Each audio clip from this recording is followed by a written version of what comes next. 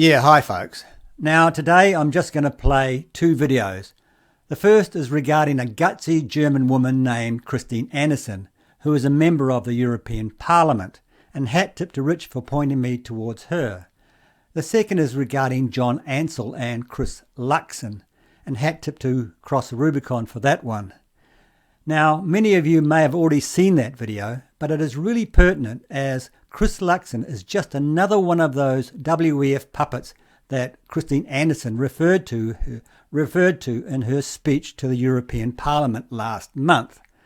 And she also went on to say that COVID isolation, etc., was psychological abuse, with the ultimate goal being totalitarian control.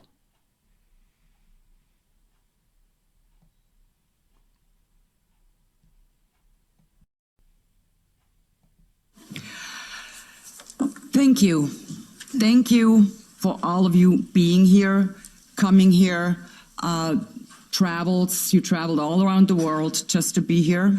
And that is so very important. Because one thing they were trying to do in the beginning is to actually isolate all of us. That's what they were trying to do. And my favorite unscrupulous WEF puppet is probably Justin Trudeau, and he coined it. They're just a small fringe minority having unacceptable views at that. It's a no-go.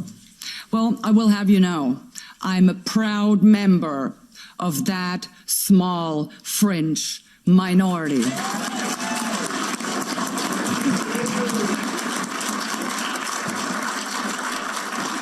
But what were they actually doing? Well, they were instilling a sense of disenfranchisement, isolating people. And I'm particularly grateful that Mr. Christoph pointed that out in his presentation, because that was part of the game. They wanted to isolate us, because isolated people, it's called gaslighting, triangulation, which is actually psychological abuse. They subjected us to a state of psychological warfare. That's what we had to deal with. But you know what? Looking at all of you, they did not succeed. Because globally, the networking began. And I'm so grateful and I feel so blessed to see so many people that I have had the pleasure to meet personally in these past 2 years. Thanks again for coming, because we actually are a big family now, and they have no idea how many of us there actually are. It's billions.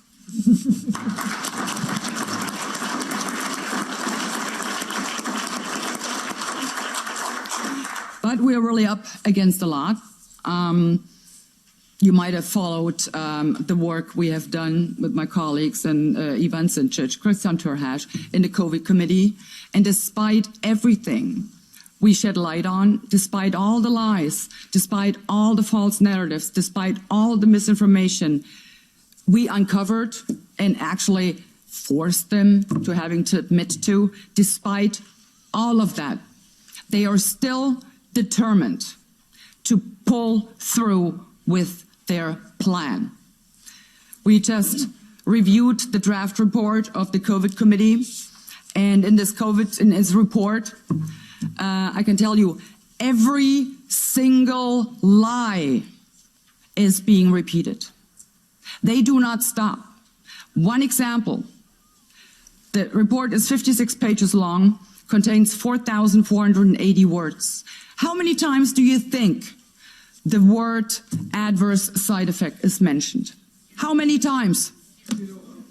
One single time, but not in the way you think it is. Make no mistake. I will tell you what it says. The committee requires the member states, the EU Commission, and the manufacturers of these mRNA injections, well, it doesn't say that there, but requires them to more clearly communicate adverse side effects in an orchestrated, concerted kind of way in order to, and that's the point they're trying to make, in order to prevent the spread of disinformation and fake news. That is what they're after. It's not about the adverse side effects. That is just one example in this report. Like I said, every single lie is being repeated. And as I have been saying, and unfortunately it turned out to be true, this whole COVID madness, this so-called pandemic, it was just a test balloon, a gigantic test balloon. Well, for what, you ask? Well, to see how far they could go, to see what exactly they would have to do to get free individuals in a free and democratic society to consent to being forced into compliance. That's what they were trying to establish. That's what they were trying to figure out. And they have figured it out. Trust me, they are much smarter now. The goal ultimately is to transform our free and democratic societies, into totalitarian societies. Their goal is to strip each and every one of us of our fundamental rights of freedom, democracy, the rule of law. They want to get rid of all of this. And they're robbing us of our identity. Whether it be our national identity, our cultural identity, they won't even stop to rob us of our sexual identity. The very core of who we are, they don't even stop there. This whole COVID thing had never anything to do with public health. It never had anything to do with breaking waves. It always had to do with breaking people in order to make us a part of a mindless, malleable mass, which they can totally control, and we will be completely dependent upon this globalitarian elite. That's what they have in store for us. You're sitting in the EU Parliament, but you can take any kind of international governing body or organization. It is no longer by the people, for the people. From now on, it will be by the globalitarian elites, for the globalitarian elites, and nothing else.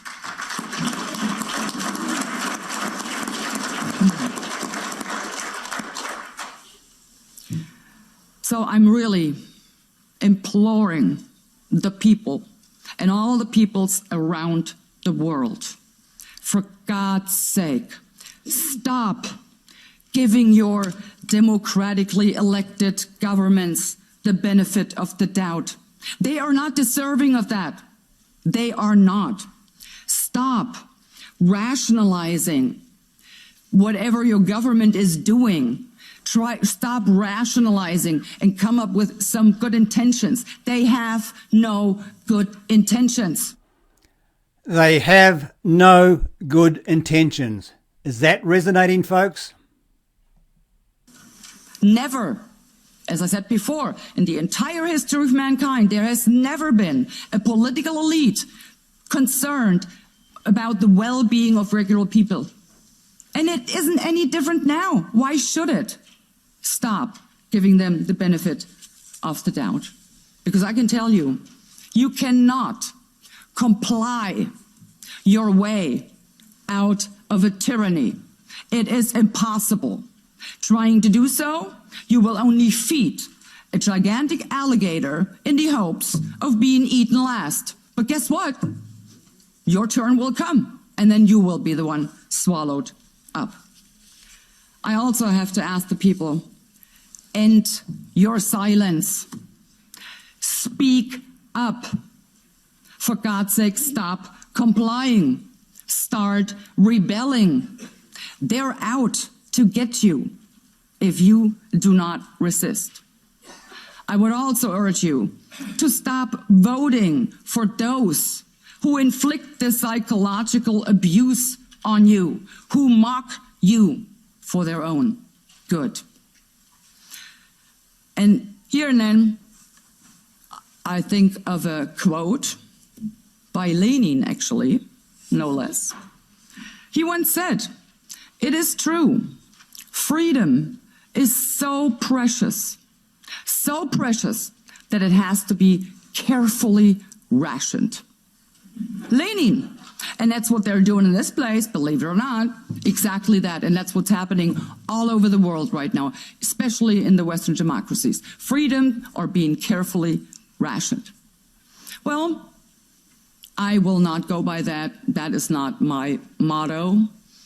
I prefer Albert Camus because I have decided, in order to deal with this unfree world, to defy this unfree world, I have decided to become so absolutely free that my very existence is an act of rebellion. And that's what we all need to do.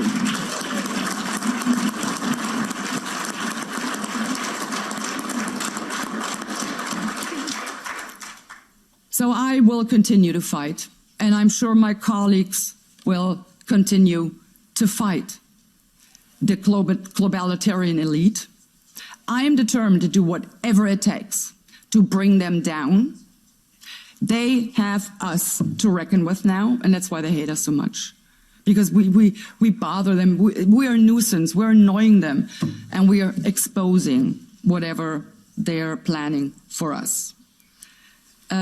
Sometimes it's not that much fun to constantly being accused of, just about everything and anything. But we can at least say, however this pans out in the end, at least we will not stand accused by our grandchildren to having stood by in silence.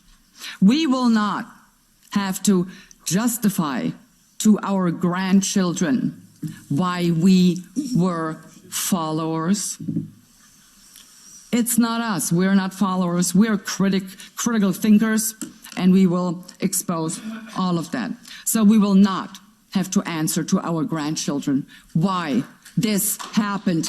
Again, I might add, again, they haven't learned anything. But, and I'm convinced of that small, fringe minority, it is so huge. Like I said, it's billions and billions of people around the globe. So the gaslighting, the psychological abuse, none of this will actually happen. And if I've come to realize one thing in these past 3 years, it is this. I'm an elected representative of the people, by the people, for the people. I represent your best interests.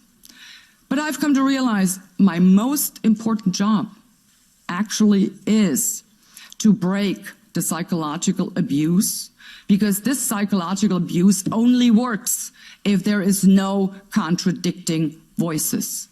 So I have come to realize my most important job to serve in the best interest of the people is to actually use my voice to break the psychological abuse, expose their lies, and give the people validation.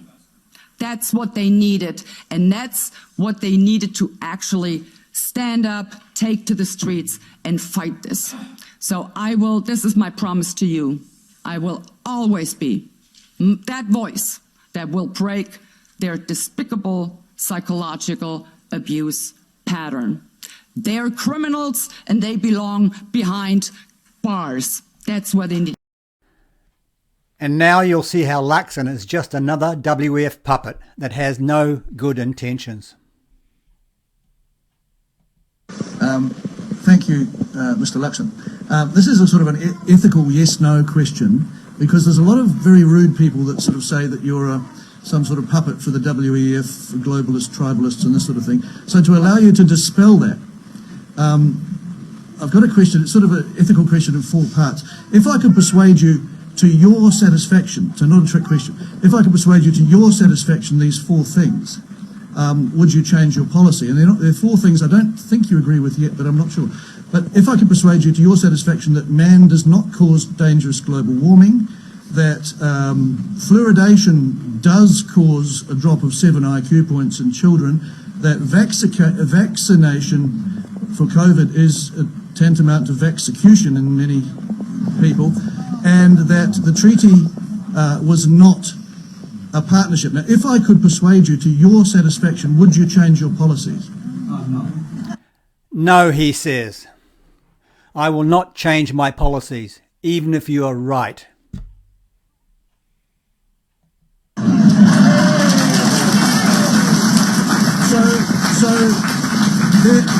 So therefore you fail. It doesn't matter. I said if I could persuade you to your satisfaction. You just outed yourself as a dishonest person. Exactly.